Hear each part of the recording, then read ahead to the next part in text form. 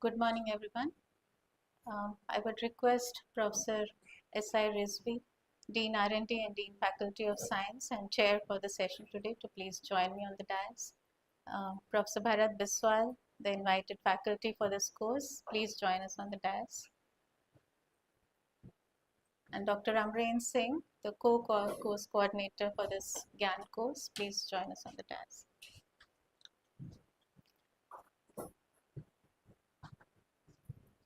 Respected dignitaries, participants, and students, and my esteemed colleagues, I extend a very warm welcome to this inaugural session for this 10-day GIAN course on resting state functional MRI, analysis, interpretation, and applications under the fourth phase of the Global Initiative of Academic Networks, which is a wonderful initiative of Ministry of Education, Government of India, launched in 2015. I especially welcome Professor S.I. Rizvi, Dean Research and Development and Dean Faculty of Science, University of Allahabad, and who have come here from different institutions across the country.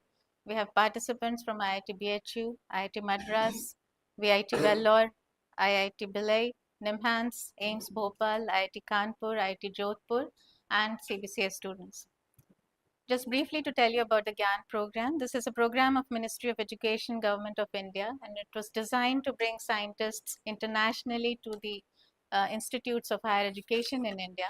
The objective was to enhance the academic resources, elevate India's scientific and technological capacity to global excellence. And in the past, it has helped to build academic networks for research and upgrade scientific knowledge through interactive teaching and hands-on sessions in niche areas of interest. In the last phase of GIAN program, our university had successfully conducted 6 GIAN courses of high merit across a period of 4 years with international experts from Europe, UK, and USA, and participants from across the country. At CBCS itself, we held 4 GIAN courses in that phase. In the current phase, this is the third GIAN course happening at our university in the last 1 year. And it has always been a very enriching experience for students and faculty, and we hope the same for this course, which has promising implications in clinical cognitive neuroscience. Once again, I welcome all of you and hope that all of us will have a great learning experience during this course. It's my pleasure to briefly introduce Professor Bharat Biswal, and we'll know about him more through his lectures. Professor Biswal is a distinguished professor of biomedical engineering at New Jersey Institute of Technology and an adjunct faculty at New Jersey Medical School. Professor Biswal did his PhD in biophysics from the Medical School of Wisconsin. With his expertise in medical imaging and brain connectivity, he is renowned for his pioneering work in resting state functional connectivity using fMRI, a breakthrough that has reshaped modern cognitive and clinical neuroscience. His research explores intrinsic brain connectivity, focusing on how large-scale brain networks interact during rest and in clinical populations.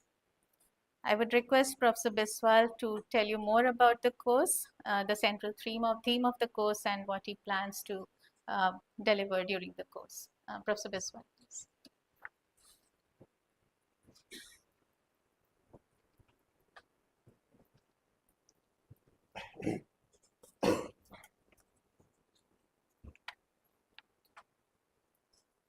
Good morning, everyone.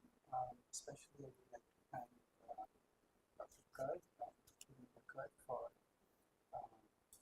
inviting me and helping me organize this course and all the paperwork and other things associated with the course.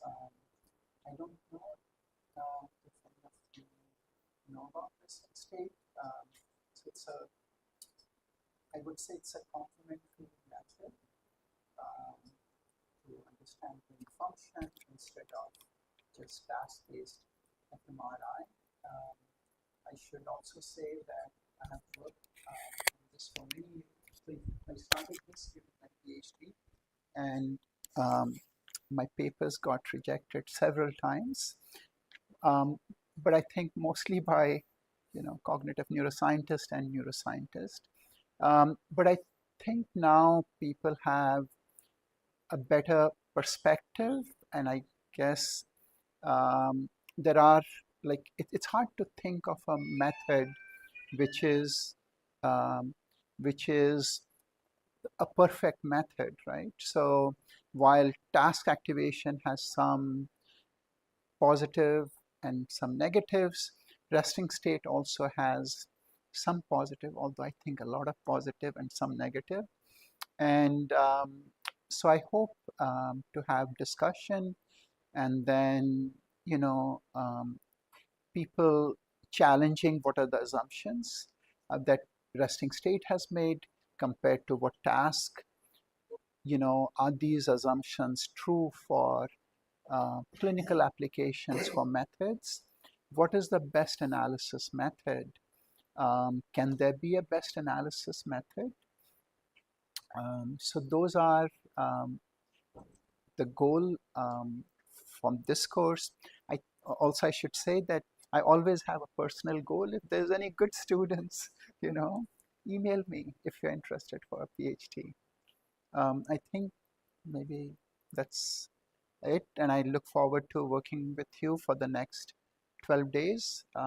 If you have any questions, email, and I would try to make it very interactive. So during the presentations, because I think Dr. Kerr mentioned that there are 23 students, so like, please stop. I should say I'm not a very good speaker, but I can try to answer your questions. I think I'm maybe better at answering questions. So also, if you don't ask me questions, then I will ask you questions. So looking forward to working with you in the next 10 days. Thank you.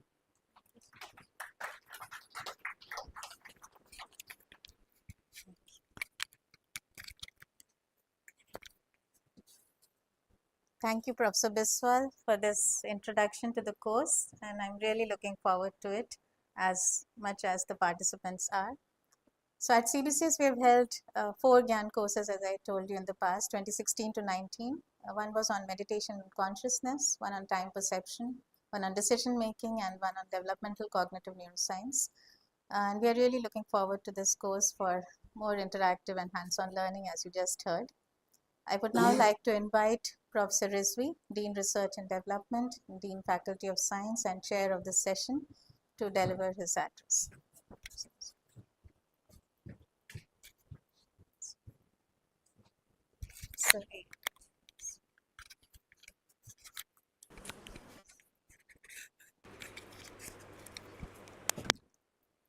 Good morning, everybody. I welcome Professor Bharat Biswal to this university.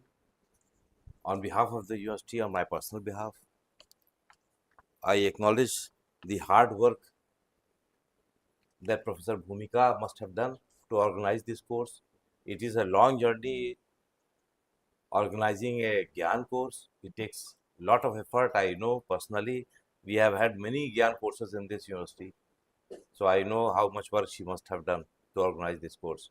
And to all participants from places far away from Allahabad, I hope your journey was good, your stay will be pleasant, and you will have a nice course. Now, I being a biochemist, I have very little to contribute to functional MRI. So, but then as Dean Research and Development, I have to speak something. In science, we have made lot of progress over the last 2 centuries. And in the present century, the amount of progress that we have made is great. Every year, we embark upon some new things. Just today, I was reading an article, and then it was about the origin of life. And people are now again uh, putting questions on whether it was just possible for non-living material, some certain biomolecules to come together spontaneously and create life. So the beauty of science lies in the fact that every day new things are coming and you have the ability to change the existing paradigm. But then, acknowledging that we have had great progress in science, there are two things which we still have very little idea of what it is in science. The first is the universe. So, when we see the universe, the relationship between time and space, how real universe is expanding, what was before the Big Bang. So, a lot of questions still unanswered, although science has made a lot of progress into it. And the next thing which we do not understand, we understand only probably 10% of it, is the functioning of the brain. So, this is going to be probably the final frontier in science, but who knows that when we achieve this ability to understand the brain, something new will crop up. So, this is the beauty of science and why you are here. So, although I am not a scientist involved with the fMRI, but I would like to tell you that the starting of the importance of fMRI started approximately 6 to 7 million years back. You laugh at what I am going to say, but still it is true. 6 to 7 million years back, when we were evolving, something great happened. And at that time, the lineage of primates split into two. And one of the branches became the beginning of the genus known as Homo. And from there, we have been evolving. So, why we are different from chimpanzees and gorillas and bonobos is that because of that split, we started becoming some of the species, the earlier species of Homo sapiens. The most important thing happened when we split from that lineage of primates was that our brain started becoming larger and larger. So, the brain of the earlier primates was just about 300 grams to 400 grams. And during this period, during this evolutionary phase of millions of years, when Homo sapiens came into existence around 2 lakh years back, we had and we now have a brain of approximately 1.3 kilograms. So, the greatest development that has happened, what is the difference between early primates and today? That we have a very big brain. And what happened during these 2 lakh years when we started as Homo sapiens, that in our brain we accumulated lots of cells, neurons, and at the present the human brain contains 86 billion neurons. 86 billion neurons. And each of these neurons makes connections with thousands of different other neurons, creating 100 trillion connections. And because of these connections, now here comes the beauty of the brain. That because of this large number of connections and this 1.3 kilogram of tissue sitting on top of our shoulders, we were the first animals to develop conscience.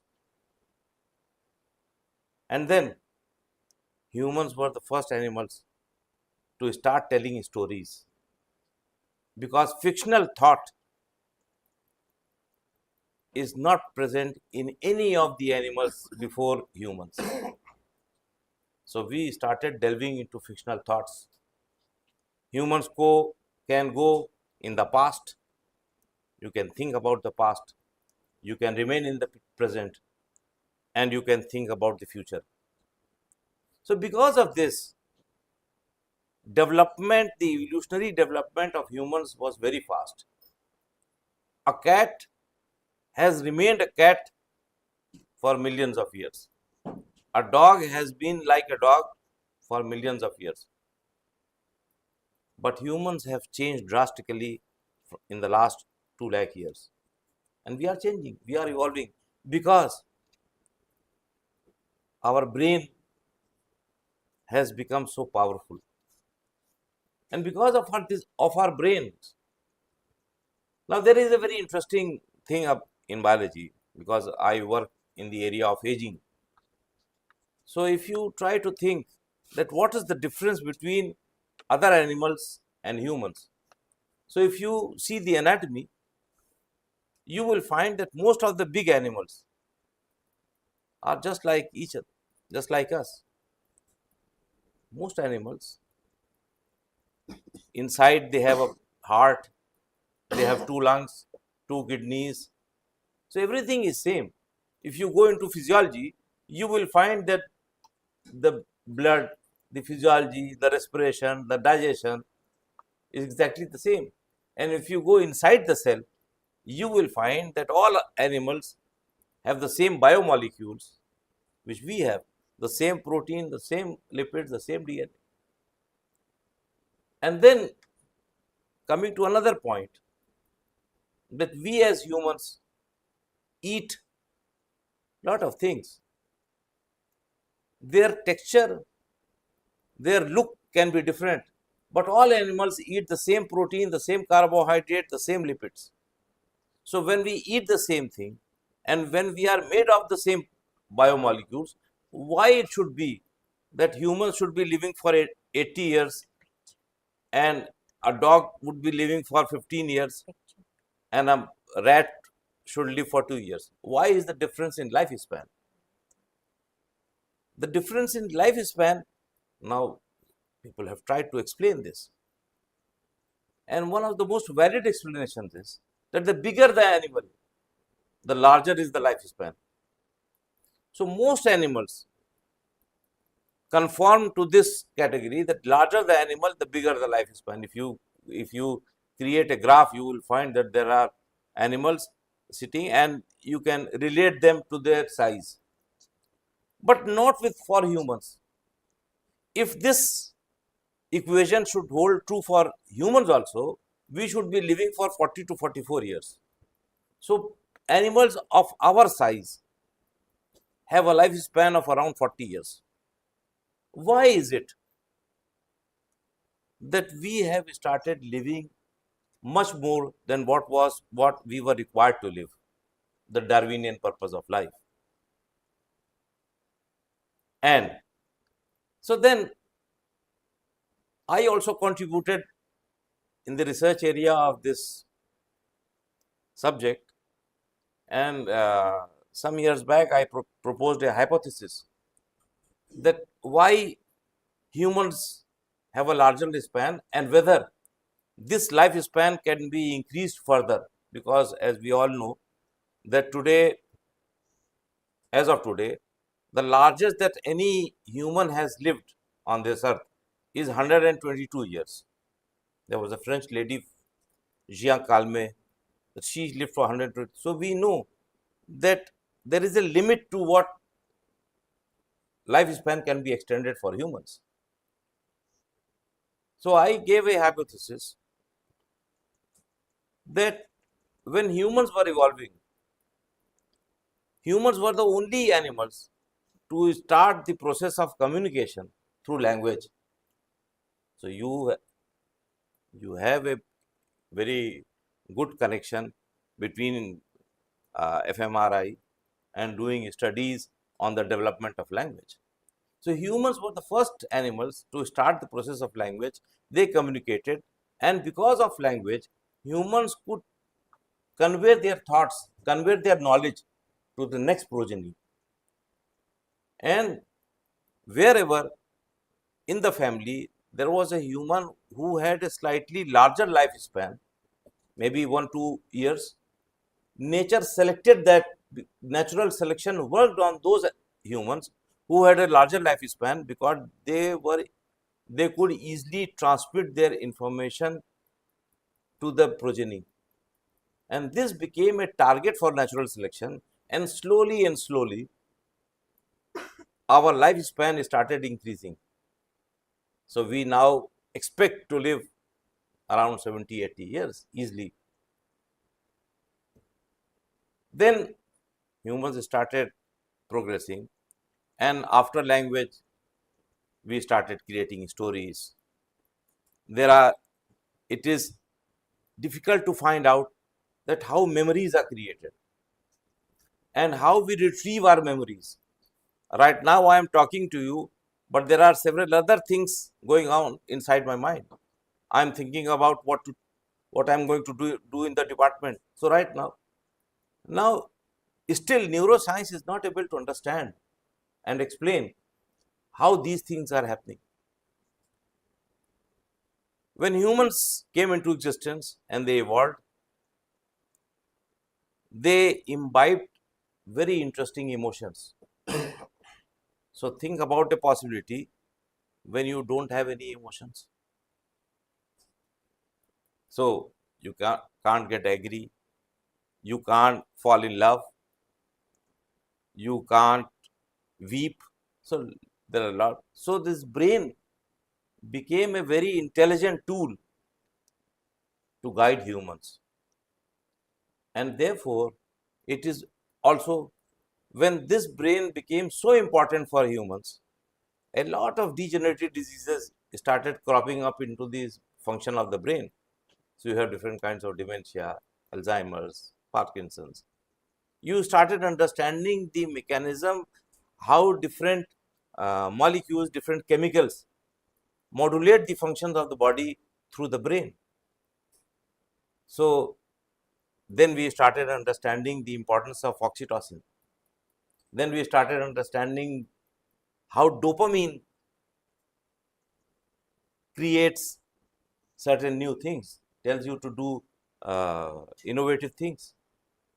So brain is probably the final frontier, and all of you are here to understand a technique which can give you an idea about the functionings of the brain. So I hope that in this course you will go through all these things, and most of you probably have a working idea of what fMRI is. And when you go through this course, you will probably understand that how the functioning of the brain can be deciphered, and we can go to the next level of what is unknown in science. Thank you so much.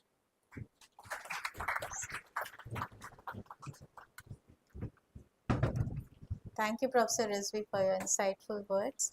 I would now invite Dr. Amreen Singh to propose the vote of thanks.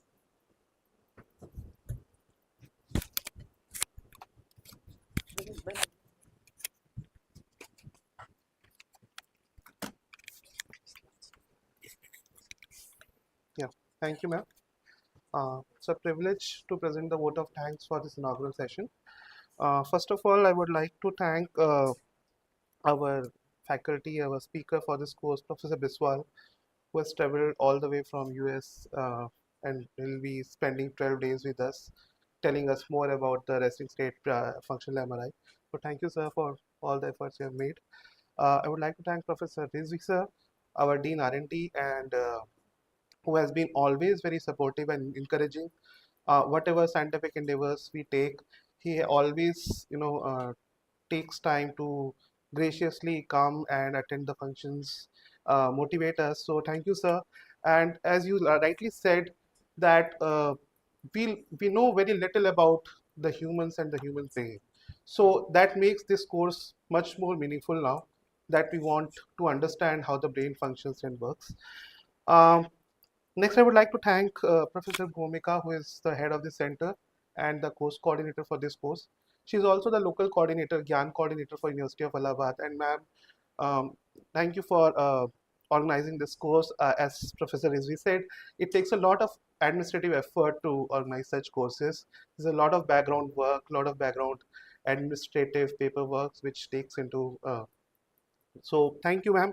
Thank you for doing this. I think your efforts will definitely benefit 23, 24 participants who are attending this course and all the volunteers from the center. Uh, I would also like to thank my colleagues, Professor Shiv Kumar Sharma, Niharika, and Jayaprakash, who has been always uh, there to give their insights regarding organizing this course, any small input. So thank you, all of you.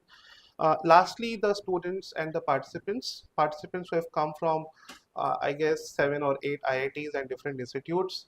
Thank you for traveling all the way to Center of Behavioral Cognitive Sciences. Um, I hope you will have a very good time next 12 days during this course and a very good interactive session with Professor Biswal. Lastly, thank you to all the student volunteers from center. I think without their support, especially Shailendra, who has been very instrumental in making all the technical arrangement with us. So all the students who have been working hard to arrange things, make things in place, and organize this course. Thank you very much. Have a good time. Thank you. Just one more important thank you which is left. Um, Honorable Vice Chancellor was supposed to be with us today for this session, but for her commitments she could not. We are very, very thankful and have deep sense of gratitude for her support to the center and also to the GIAN program. This I'm saying as on behalf of, as being the local coordinator of the GIAN program also. And also a thank you to Dr. Amreen. She is the coordinator, sorry. He's also helped me throughout in bringing up the course and making all the arrangements related to the course. So thank you. Thank you all. You can join us for refreshments outside, and we get back here at 10:30 to start with the first lecture.